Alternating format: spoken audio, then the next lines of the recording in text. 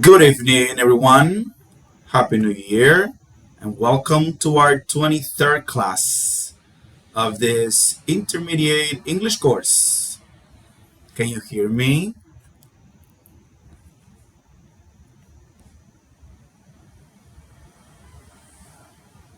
Yes, thank you, Zulia. Bienvenidos, chicos, a una nueva clase, ¿verdad? La primera clase de este año 2026, 6 de enero del 2026. Eh, Espero que todos pues lo hayan pasado bien y nada, iniciar este año con todo el ánimo, con todo el deseo de aprender, de aprender más inglés, de practicar más, de hacer lo que sea necesario, ¿verdad? Para alcanzar eso que están buscando.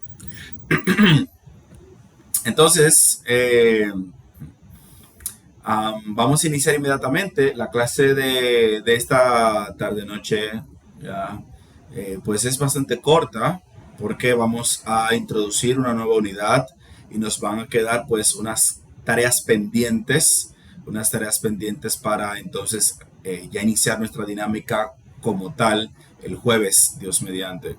Eh, para el próximo jueves, vamos a traer un Kahoot. Yo creo que sí, ¿verdad? ¿Sí recuerdan el Kahoot que hicimos hace un tiempo? La dinámica que hicimos, que había que responder rápido, que es como un juego. Bueno, vamos a traer uno el jueves, aprovechar que estamos iniciando y no tenemos peer review ni nada para traer esa dinámica el próximo jueves. Vamos a traer el Kahoot de, de lo mismo que trató el examen, de lo mismo que trató el último examen, que fue más bien como un overview de todos los temas que hemos visto en términos de tiempo verbal. Todos los tiempos verbales estuvieron en ese examen. Entonces vamos a verlo aquí en vivo con menos tiempo de respuesta y con un poquito más de complejidad tal vez. Y vamos a jugar con eso.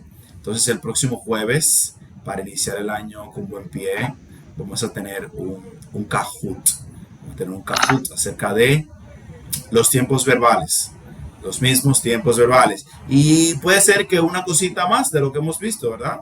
Una sorpresita. Vamos a ver cómo está la memoria para recordar lo que ya hemos visto hasta ahora. Entonces, sin más, chicos. También comentarles, se me había olvidado ya. Eh, Algunas personas escribieron por el grupo de que por alguna razón no pudieron completar la práctica. Fueron muy pocos realmente. Yo chequeé la bitácora de los que ya lo hicieron y pues casi todos. Entonces, nada, le vamos a dar hasta el jueves, ¿verdad? Hasta el jueves, me parece bien. Unas horas de gracia ahí, unas 48 horas, para que aquellos que por alguna razón no pudieron hacer el examen, pues lo puedan hacer. Porque lo importante es, ¿verdad?, que la gente pues haga el examen, se involucre, participe. Eso es lo que nos interesa. Eso es lo que nos interesa. Entonces, dicho eso, ahora sí voy a compartir mi pantalla. Y let's begin. Let's begin with our next unit, unit number 8.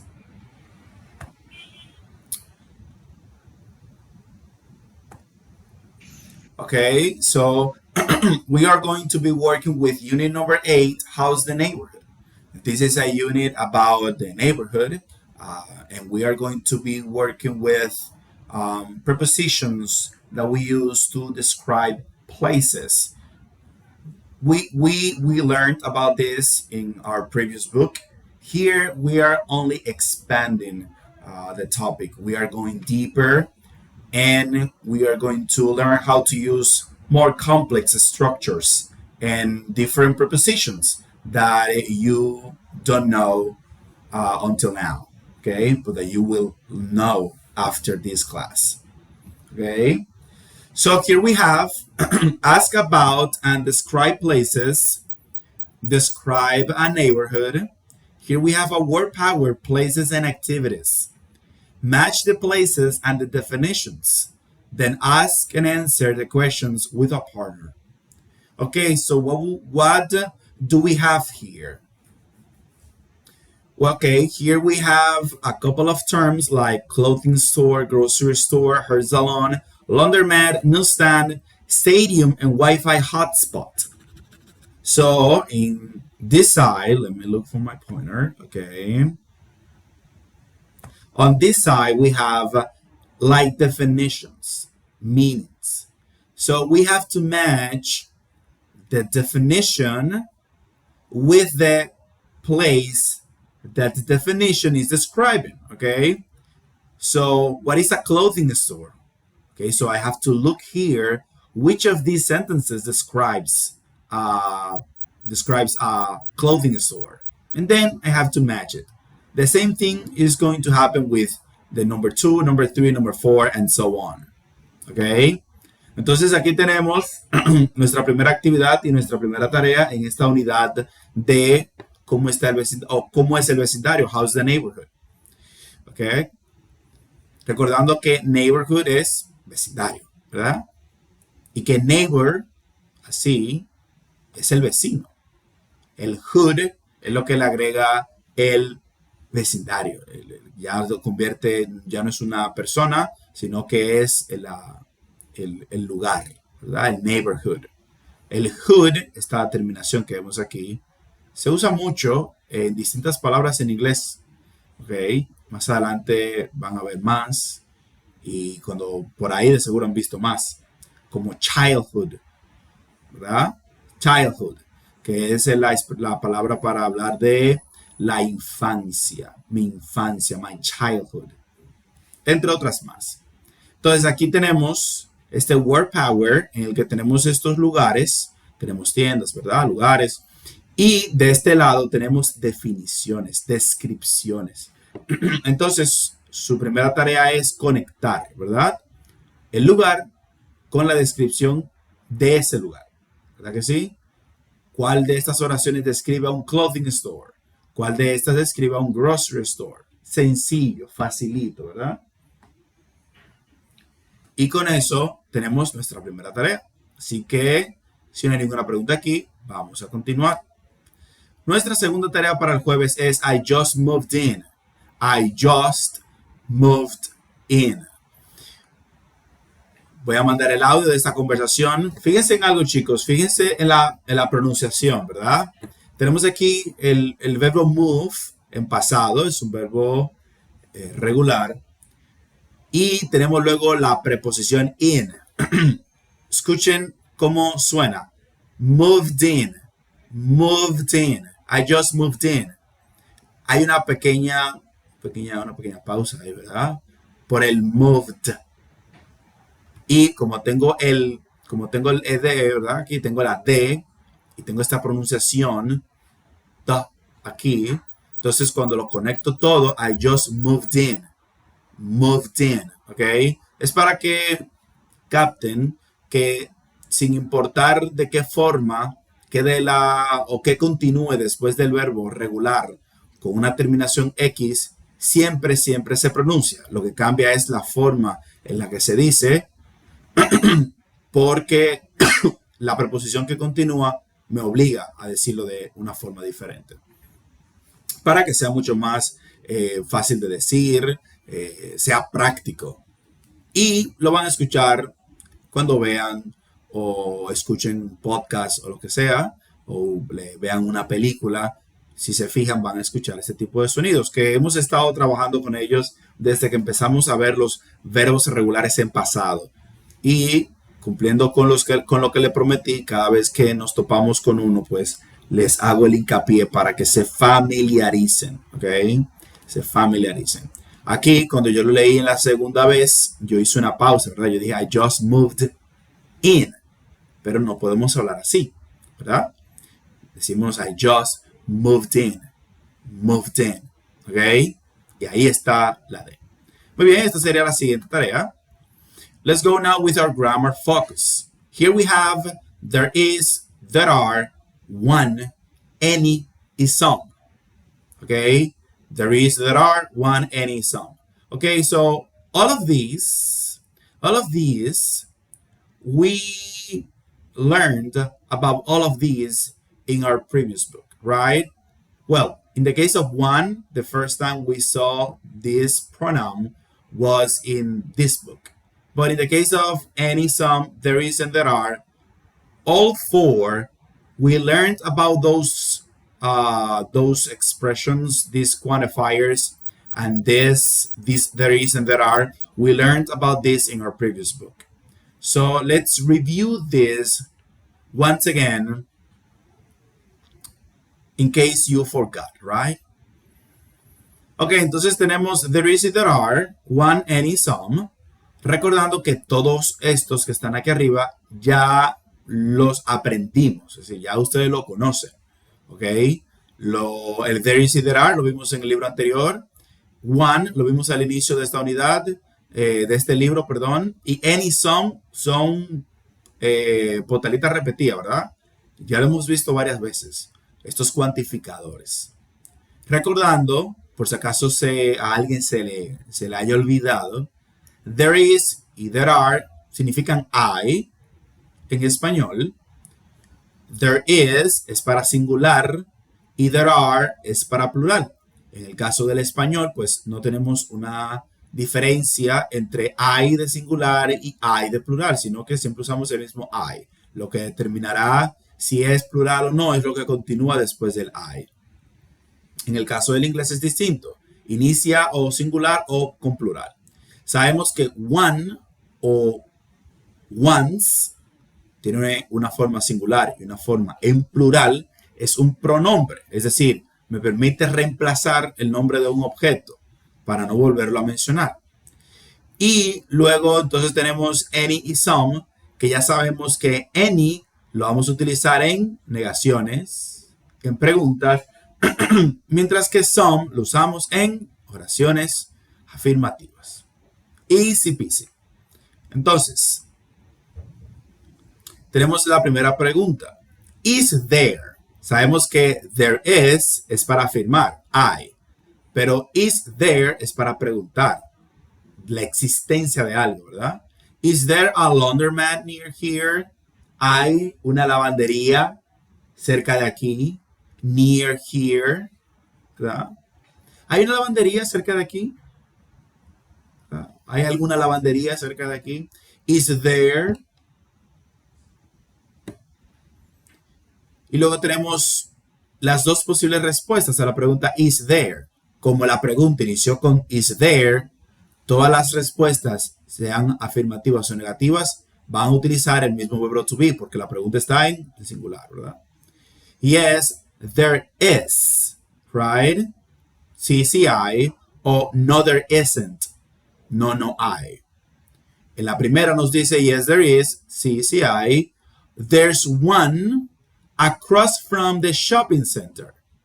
Hay uno delante de el centro comercial. ¿Ok?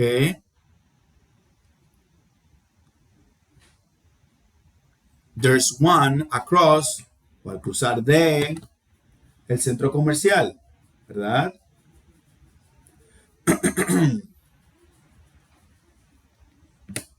Luego tenemos no, there isn't. No, there isn't, but there's one next to the library. No, no hay, pero hay uno al lado de la librería. ¿Sí? Fíjense que la pregunta dice, is there a laundromat near here? La pregunta no es si hay un laundromat. No fue, is there a laundromat here?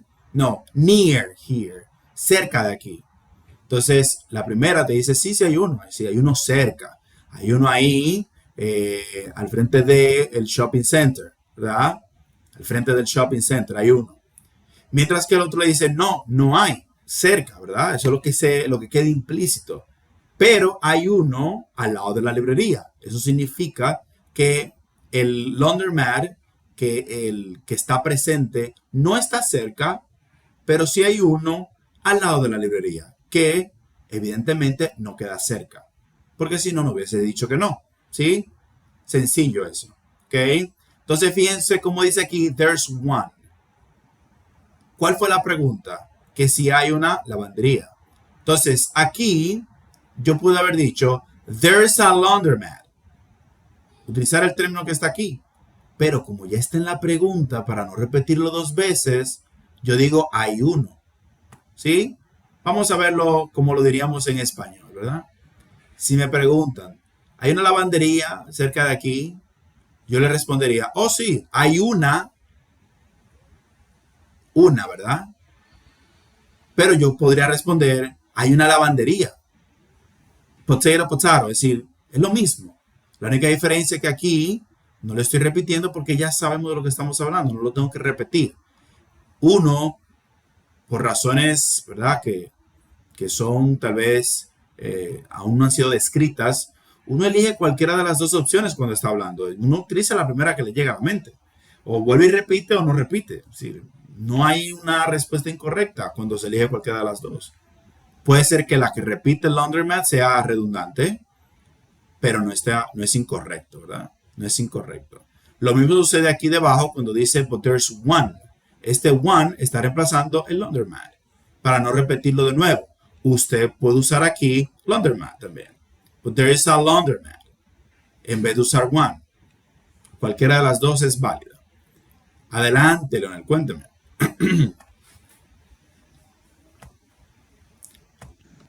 Buenas a todos, compañeros, teacher. Good evening. Ok, tratando de entender la pregunta, relacionada con el tema y la pregunta que hace que si hay una lavandería cerca, se podría responder solamente yes, si hay una lavandería cerca. Simplemente. Sí, pero normalmente con ese tipo de pregunta uno va a decir dónde está. Ok, dar la ubicación exacta. Sí, porque ya, porque la persona está preguntando porque no sabe. Entonces, ya el contexto te dice, si simplemente con una respuesta afirmativa vale, con decir yes there is y dejarlo ahí, o si amerita, porque la persona no sabe, que tú le digas exactamente dónde está, porque probablemente está preguntando porque quiere llegar a esa lavandería y no sabe dónde está. Entonces, normalmente va a acompañarse con una dirección.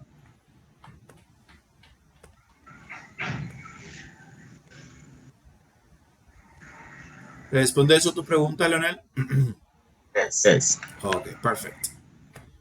Muy bien, chicos. Entonces, continuamos con la pregunta en plural. Are there any grocery stores around here? ¿Verdad? Tenemos aquí el uso de any. Como habíamos visto cuando vimos este tema, sabemos que al momento de preguntar por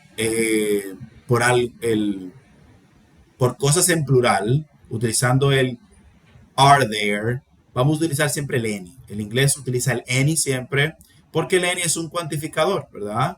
Es un cuantificador indefinido, no me dice exactamente la cantidad y encaja perfectamente en la pregunta.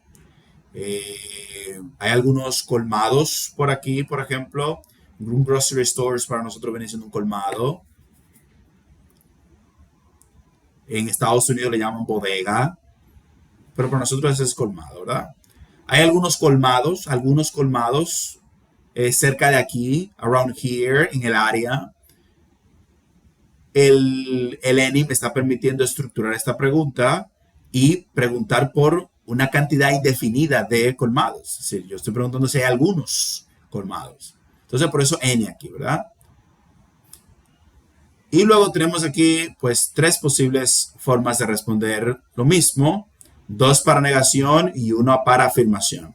Y es, there are some nice stores on Pine Street. Miren aquí cómo utilizamos el some. ¿Qué es esto? Una oración que está ¿qué? Afirmando, no está negando, ¿verdad? Que es donde usamos some. Luego tenemos la que está negando. No, there aren't. But there are some on Third Avenue. No hay, pero hay algunos en la Avenida Tercera. ¿Sí? Y luego tenemos una respuesta mucho más directa y, como diríamos, que va directamente al grano y no da opción. No, there aren't any around here. ¿Cuál será la diferencia entre las últimas dos? Bueno, que la primera que niega aquí, que está diciendo que no hay, no se limita a decir solamente que no hay, sino que te da una opción. Te dice, mira, no hay, pero hay una. Entonces, por eso no tenemos el N aquí. Pero esta, que es una respuesta negativa definitiva, que no te está dando ninguna otra alternativa, una muy mala respuesta, ¿verdad? No, there aren't any around here. Sí está usando el any. El any normalmente lo vamos a ver junto con el aren't en negación, al igual que con el isn't cuando estemos hablando de cantidades indefinidas. Aquí estamos hablando de una cantidad indefinida, pero en este caso no lo usamos porque aquí no se está hablando de una cantidad indefinida. Estamos hablando de una lavandería, una sola. No sé si recuerdan cuando vimos los sustantivos contables y no contables, que el any lo usábamos tanto para el isn't como para el aren't. Lo usamos con los sustantivos no contables, con el isn't, porque son cantidades indefinidas. Mientras que en el caso de este isn't no se usa porque está hablando de una cosa contable definida. ¿Ok? En el caso del aren't, que está en plural, está hablando de una cantidad indefinida. ¿Okay? Entonces usamos el any siempre por eso. Usted simplemente tiene que recordar que el americano lo usa siempre en la negación. ¿Okay? Entonces, básicamente es eso. Afirmamos aquí, usamos some. Aquí negamos, pero tenemos una coma, agregamos el pero, y ya esto es una oración afirmativa. Es decir, no están conectadas, ¿ok? No fue como que aquí dijeron, no, there aren't some. No. Dijeron, no, there aren't, but, otra oración. Y luego, no, there aren't any around here. Sencillo, ¿verdad? ¿Alguna duda, chicos, con respecto a esto? ¿Todo claro? Ok. Si todo está claro, entonces vamos a ver las prepositions. Tenemos aquí las preposiciones, ¿verdad? Que ya conocemos muchas de ellas. Recuerden que estamos en el contexto del neighborhood, estamos en el contexto del vecindario, de lugares. Estas son las preposiciones en su función de lugar. Como in, on, next to, near, close to, across from, opposite, in front of, in back of, behind, between, on the corner of. Entonces tenemos, ustedes saben lo que significa in, on, que lo hemos visto. Tenemos el next to, que es al lado. El near y el close to, que ambos son muy similares, porque estamos hablando de cerca. Near es cerca y close to también es cerca. Across from y opposite son similares. Across from es más usado en Estados Unidos y opposite es más usado por los británicos. El across from, que es delante de, enfrente de, o al cruzar de, y opposite, que es lo mismo, pero cuando las estructuras están en dirección opuesta, es decir, una está al frente de otra. Eso es lo que quiere enfatizar el opposite. ¿Okay? El across from te dice que está enfrente de o delante de, pero no está haciendo énfasis en que están en posición opuesta, aunque lo estén. Mientras que el opposite sí. Luego tenemos in front of, que también viene siendo enfrente de, pero es distinto. Aquí voy a explicar la diferencia. Cuando usamos across from es porque hay algo que separa ambas estructuras, como por ejemplo una calle. Cuando usamos across from, estamos hablando de que la estructura X se encuentra al cruzar algo. Si está continua, una delante de la otra, y no hay nada que lo divida, sería in front of. ¿Sí me entienden? ¿Recuerdan cuando ponía el ejemplo de la Churchill con Blue Mall? La sirena de la Churchill, que todos nos ubicamos allá. La sirena de la Churchill o Blue Mall is across from la sirena de la Churchill. Es decir, hay que cruzar. Está al frente de, pero hay que cruzar. Entonces el across from enfatiza el hecho de que yo tengo algo que tengo que cruzar.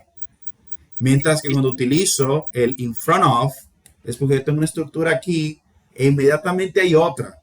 Y no hay nada ahí que la divida, en el sentido de que no hay una calle, sino que simplemente están dentro del mismo bloque, ¿verdad? Dentro de la misma cuadra, y hay una delante y otra detrás. In front of, delante de. ¿Ok? Esa será la diferencia. Luego tenemos in back of o behind. Creo que eso les expliqué cuando vimos la palabra behind. El otro día, creo que hace como 2 días, estaba viendo algo en inglés, una serie, y escuchaba mucho el behind. Está behind y está behind. Y veía que los personajes, todo era behind. Behind. Y está behind. De acuerdo a las investigaciones que yo he hecho, la pronunciación ideal es behind. Behind. Pero, por alguna razón, los americanos dicen behind también. Dicen behind. Entonces, sea que usted escuche behind o behind, están diciendo lo mismo, ¿verdad? Behind you, están diciendo lo mismo, pero usted debe de optar con conocimiento de causa de que la pronunciación correcta es behind. Y behind es una alternativa, pero existen esas 2 pronunciaciones y ambas son, pues, admitidas en el día a día, aunque los expertos en la materia que yo consulté enfatizan que behind es la pronunciación ideal. Dígame, Leonel, cuénteme. Precisamente le iba a hacer esa pregunta porque sí, al igual que usted lo ha escuchado en varias películas y lo he visto, incluso en la traducción también. Y quería preguntarle esa parte ahí, pero ya usted acaba de aclarar. Bueno. Sí, es muy común. Muy bien. Tenemos aquí between y on the corner of. Bueno, ahora que mencionamos eso, el otro día conversaba con alguien, precisamente en el gimnasio, con un americano que trabaja aquí. Y esto es una pequeña anécdota de lo que tanto hemos conversado aquí.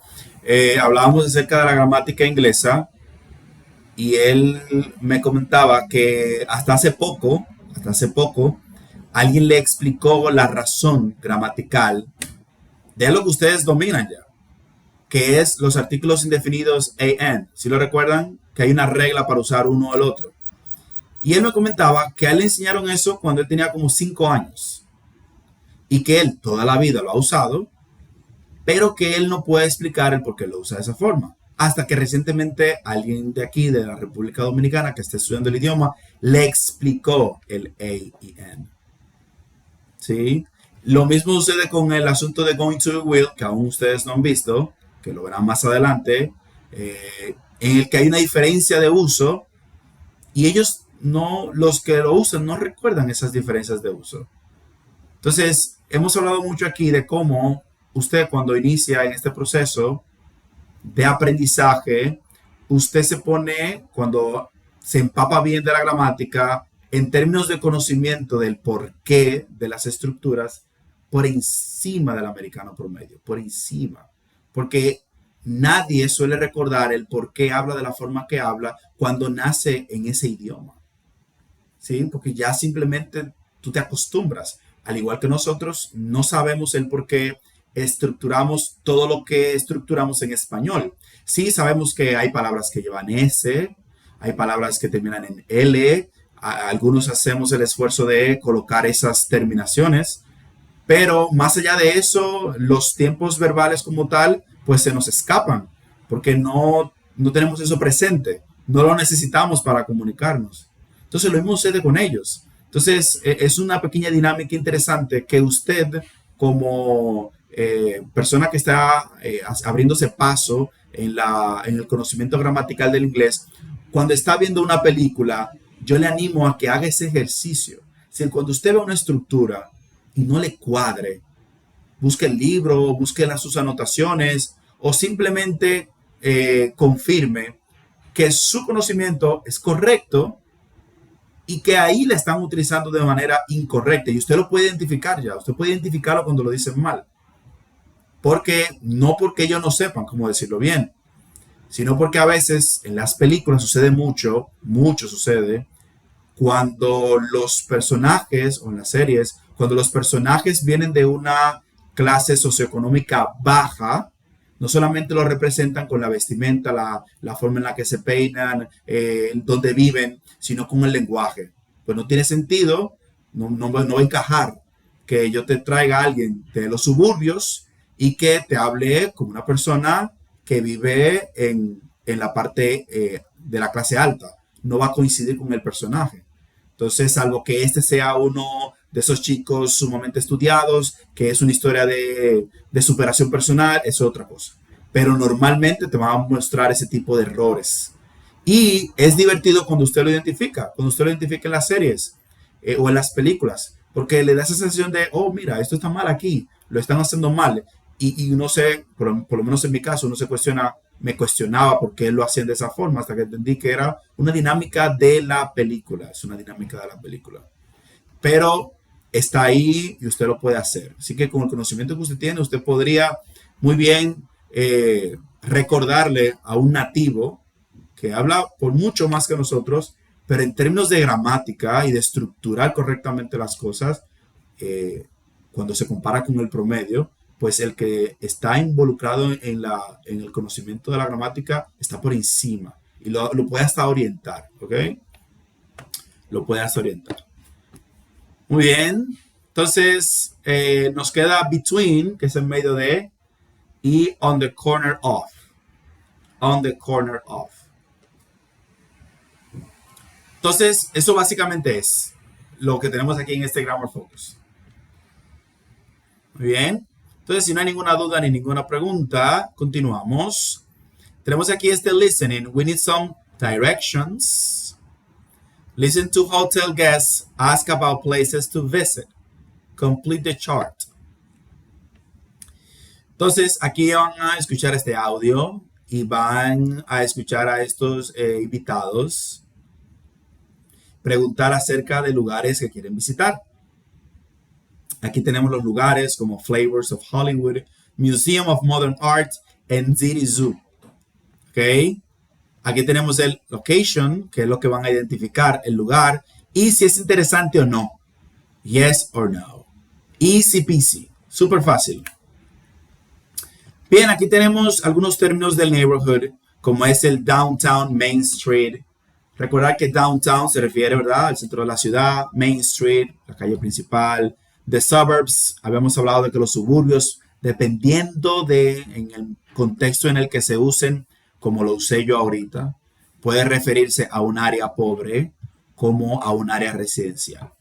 A shopping district, ¿verdad?, un distrito de compras. A college campus, que es el famoso campus de las universidades. Aquí no es tan común eso, como allá, que son campus extensísimos. Creo que el campus más grande que tenemos lo tiene la UAS.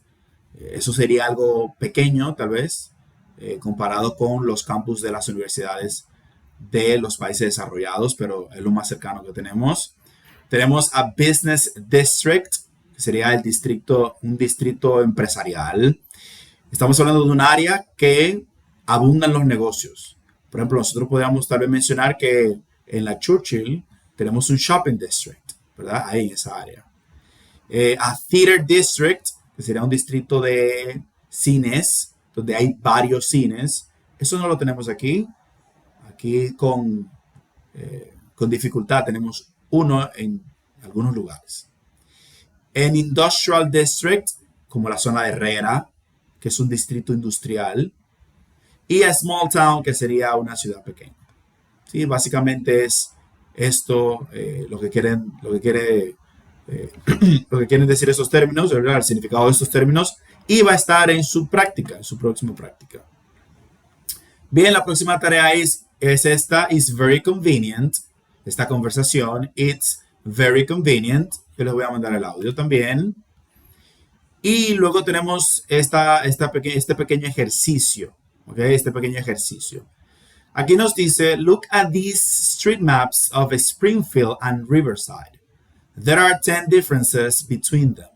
Find the other 8. Tenemos aquí dos mapas. Tenemos el mapa de Springfield y tenemos el mapa de Riverside. ¿Sí? En el caso de Springfield, al igual que en el de Riverside, vemos que hay distintos lugares. Tenemos librerías, hospitales, etc. Nosotros tenemos que encontrar qué cosas hay en un lugar que no hay en otro. Como lo vemos aquí. Por ejemplo, there are some movie theaters on First Street in Springfield. Okay, vamos a ver, nos dice que hay algunos cines en la calle primera de Springfield. Cuando vemos aquí que tenemos no uno, sino dos. Esta es la calle primera, ¿verdad? Nos ubicamos, calle primera. Y efectivamente vemos un movie theater aquí y vemos un movie theater. Ya son plural. Entonces, there are some, ¿verdad? Hay algunos. Recuerden que cuando usamos some es un cuantificador indefinido. No me dice cuántos hay, simplemente me dice que hay más de uno. Entonces, tenemos dos. Bien. Pero, there aren't any in Riverside. Cuando voy a Riverside, busco en la calle primera, no hay. Si la comparación no es de en totalidad, porque aquí abajo hay un movie theater, pero no está en la calle primera, está en la calle tercera. ¿Ok? Entonces, si yo comparo Springfield y tomo como referencia el movie theater de la calle primera, yo debo de contrastarlo con la calle primera de Riverside. No me puedo ir a la calle cuarta. ¿Ok? ¿Sí? Entonces es calle por calle. Las diferencias que hay calle por calle. Que hay en una calle que no hay en la misma calle en la otra ciudad. Entonces lo vamos a estructurar de esa forma. Cuando hay más de uno, ¿verdad? There are some movie theaters on First Street in Springfield, but there aren't any in Riverside. Vamos a ver el ejemplo número 2. There's a park, singular. There's a park on the corner of 2nd Street and Maple in Springfield. ¿Ok? Yo sé que me dijo la calle segunda entre Maple y la calle segunda y Maple en Springfield. Entonces busco aquí la calle segunda, busco la calle Maple, aquí tengo mi esquina. ¿Qué yo tengo? Tengo un parque. Excelente. Cuando voy a la misma esquina, en Riverside, 2nd Street y Maple Street, ¿qué yo tengo? Un parking lot. No tengo lo mismo, ¿verdad? Entonces fíjense cómo está aquí. There's a park on the corner of 2nd Street and Maple in Springfield, but there isn't one in Riverside. There's a parking lot. ¿Verdad? Hay un parque en la esquina de la calle Maple con la calle segunda en Springfield, pero no hay un parque en la calle segunda, en la esquina de la calle segunda con Maple Street en Riverside. Lo que hay es un estacionamiento. ¿Se entendió lo que van a hacer? ¿Entendieron la dinámica del jueguito? Tell me, Lionel. Iba a levantar la manito ahí, levanté la que no era. Ok. Es bien sencillo, chicos, es muy divertido. A mí me gustan mucho los ejercicios de mapas. Se siente ahí como que está buscando el tesoro, empieza a identificar cosas. Entonces, quedan 8. Quedan 8 diferencias. Ustedes van a trabajar las próximas 8. Muy bien, continuamos. Tenemos aquí este otro ejercicio con otro pequeño mapa. Answer these questions, use the map and the prepositions in the box. Tenemos varias preguntas que vamos a responder en base a este mapa que tenemos aquí y vamos a utilizar las preposiciones que tenemos en la caja. Ya ustedes saben cómo es este tipo de dinámicas. Solamente se pueden utilizar una sola vez y nos obligan a utilizar la correcta porque solo hay una opción. Este será el siguiente ejercicio. Luego tenemos estos textos, the grass is always greener. ¿Alguien ha escuchado la expresión, the grass is always greener on the other side? The grass is always greener on the other side. No, no han escuchado. Todos hemos sido... dígame, Leonel. No. Pero ustedes ¿cómo les digo? Están familiarizados con la idea en español. Yo creo que hay un equivalente en español, pero no lo recuerdo. Pero la expresión the grass is always greener on the other side es una expresión para decir que lo del vecino siempre es mejor que lo que yo tengo. ¿Sí? Es decir, literalmente es la hierba, el césped del otro lado siempre es más verde que el césped mío. Es un complejo, ¿verdad?, del ser humano que siempre cree que el otro está en mejor condición. Como cuando uno sale a la calle y anda a pie, como me comentaba alguien un día, que cuando él andaba a pie veía a la gente montada en su vehículo y decía, wow, qué bien están esos que tienen un vehículo. Hasta que él se compró un vehículo y se dio cuenta que era un problema. Entonces, tendría que encontrar otra forma de encontrar al otro mejor. Entonces, uno suele tener ese tipo de complejo, de creer que el otro está en una mejor posición o está más cómodo, le va mejor o tiene menos problemas. Es a eso que se refiere la expresión, the grass is always greener on the other side.